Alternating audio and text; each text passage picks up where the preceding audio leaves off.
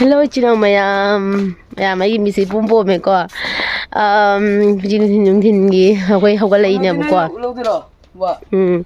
thin gi ngahak potharuraga hogalai ni do abungo do ma phone me pachani ngai dugi khoi sa phone pam mam khoi hingon da tholai ne ko akhoi han gi hingon du sa phone pali duga jamna budi pan manate do abungo sona du mayangi jumda ta khare walo bajakri ko khoi di wal sang balai ba do ma walo busalit do khoi gi hana gi khoi jumham se sigai ne ba ko sa phone pali do ado mayang sing sina suna sum hek yam hek khri ne huran hina keno yam na pan de ba ko do khoi gi ngon ji ga le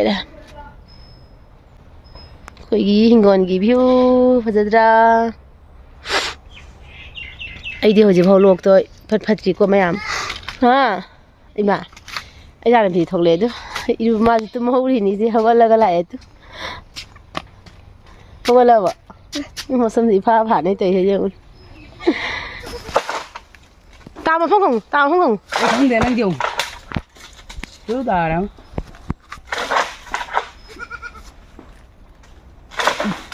khó nằm mana dapat babang kata kali ni ai để kalau dah lau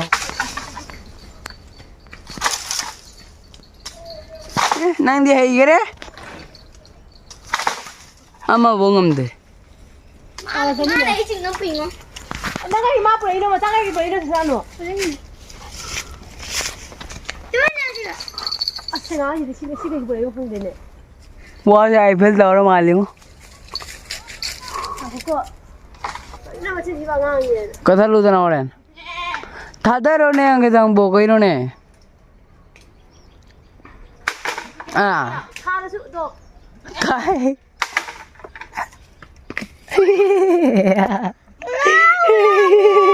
ना बो kan mana nong bok da kali ta mana kharon da tai ngo ai ngo na malak da si ta de karan bok ge o jana bi an doro akoi ma je guarantee le da bi ni kan mana nong bok da kali chapon ta mana kha da tai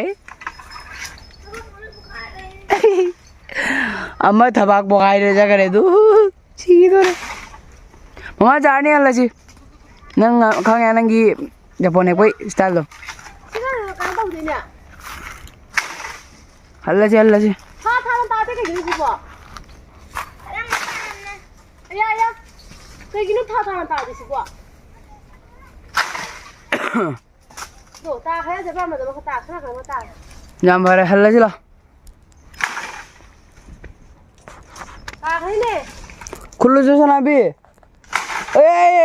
ya sajana babi tu degi dore na isi do wa bana na chano pi sanjana babi tu degi dore du ka na tu kari mali jong hangra ji ga babi cái này lại cái thằng gì đó giờ phone mà đi bằng ngang he có ta có cái chiếc khare bo wa hai cân mà du cái này khoa mà này bo kям chiếc sẵn ta làm cái nó gì không na chano pi ki makok da mata gi dai ne mày làm gì xíu tại chứ mày làm có xí xí cái mà ta đấy tu na chano pi ki makok da mata gi dai ê ya ya xíu mà ta cái em em cũng mà ta cái này mà khát à thalu ê ra na ma mày làm gì giờ phone sư có hiệt lẹ bạn bi nằm mà hoàng như bơ ở đây đi mà khát mà sa ta bự cái này mà nè mà sa dàn bự cái này nè ông hồ pan đấy ba mi mẹ em hay tôi khi bự đi qua đó hồi giờ khơi mai cha khơi hôm si sura cái nè thum morok to cái si sura cái hồi giờ चालक tôi ni mẹ em đã chạy đi khai cái ai đi khai nào xuân đi na चालक tôi ni ngay si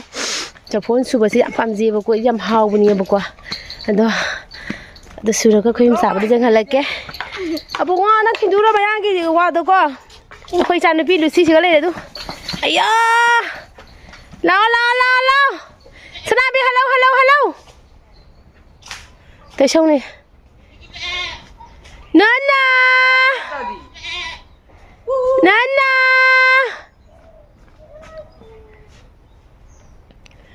ôi huy giang nó phá ra pro trên này đi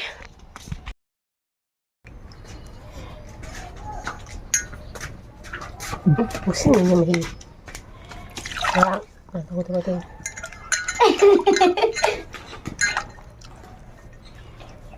sim đây rồi sim đây rồi mày đâu nè rồi sửa sao cái hao cái gì qua em sẽ sửa được cái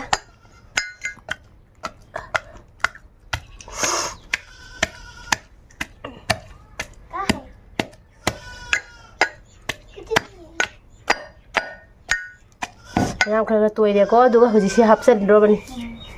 Chỉ có thùng lấy đấy, chini lấy đấy, chỉ có na morok, khơi gi, morok, masinga. Kaya nó sẽ ở hôm mà đi mang tôi morok masinga ni pan ni, chỉ hấp dẫn đến rồi nhá.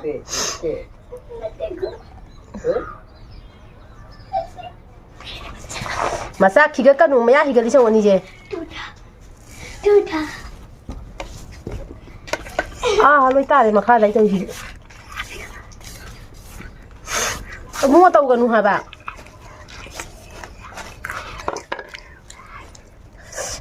Acho mani ko tatori. Hảo to đây ngang gì đi? Cái gì vậy? Chả này.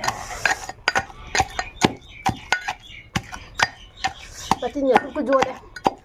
Cái gì thế? Phone cái mà khơi hao mà nằm bên sura pada mà mình thọc lấy bạn.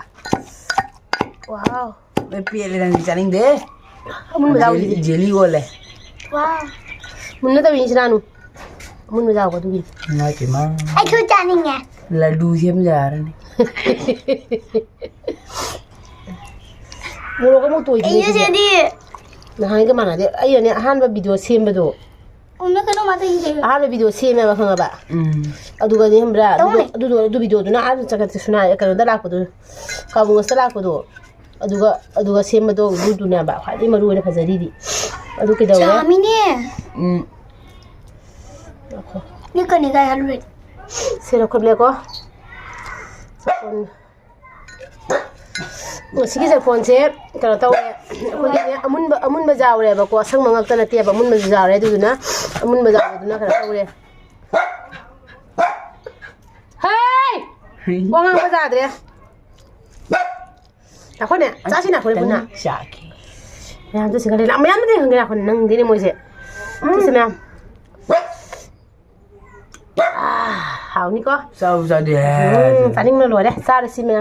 Ai đi lộc su tàu ini, khnào su na đi ní, đuổi đâm xa thôi đi nhỉ. Hảo lắm ạ. Học đấy. Tại người quay trâu vào cái gì gì. Ăn thôi. Sao mà đi sang ngồi gì chắc là mình gì Chắc thế. Húi rất là chơi nhau đi. làm mình đi ra vậy, snap bị phi ta đi nè, làm mình đi ra vậy. Hay làm sao thế? Wow rồi.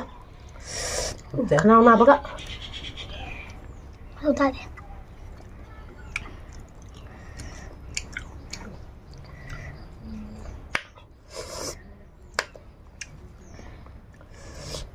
Học ạ.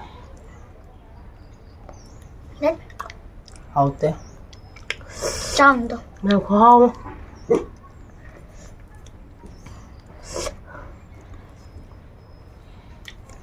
Học đấy.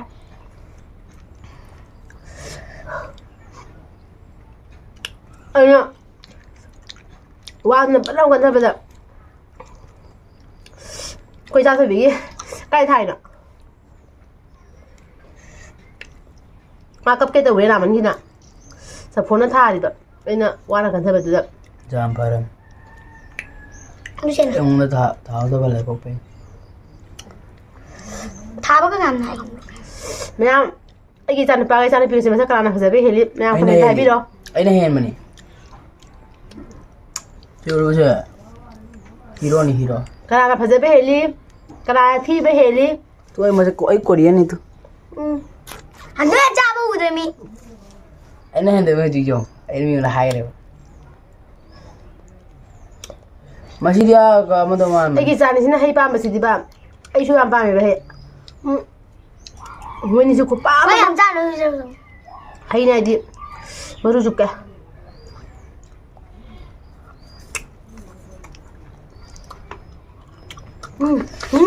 Jangan lupa. Jangan jatuh yang muda. Asal mangga jiu nak aku mau dia kena simpan na. 찡을 배자 같은 도 하고 니죠 어때 셋만은 엘레 어디나 아이고 내가 그래. 그거 자 나만 면 사이다 비디오 상하나 마냥 진짜 살려가 뭐 이꾼 그러네 가본다 얌짱네 엄마. 봉봉 배 거기 뭐야 돼 봉봉 진짜 싸루대 엘로라 ai chẳng phải không ra là chắc này ra hậu rồi tập này jam na jadi jam na hawi lik na jadi lik na hawi jangan sari memang छोटा packet बड़ा धमाका है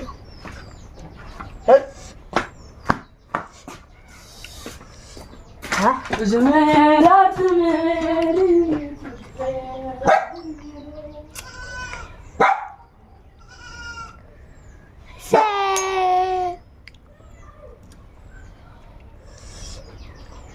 cái ta thử bị cái gì mà sao mà này hay mini làm nè mà là bên mà là bên mềm hay biết đâu có à su bình gì mà nằm chơi ạ bình gì mà đi đâu mà tôi làm mà gạ mini mà mama này nó bữa nè mà đi phải giúp cho nè 풀이 좋아한다니까 rồi mà má tôi phải giúp cho nè 근데 mini mà mama này nó sao cái 풀이 통화 좀 파지 해봐 종들이 안 파잖니 해봐 ơi mà má phải giúp mình được gì ạ 동물도 그래 들려 응 아차 아이고 통 없더래 동물은 그 봐. 응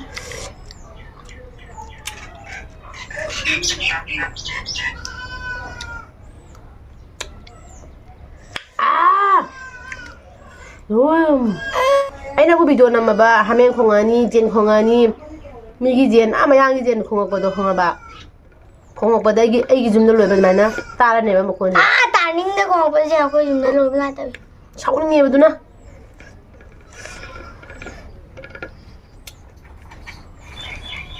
손 내자 보자 선mel로 해라 손나 나 손에 분갈래 mayam do egadi ingasi video se tangsiga lesinjarege aduga hayang amu video amaga pudaga mulaksarege ado ngasiga ladi tangsida tata bye bye tawni tata bye bye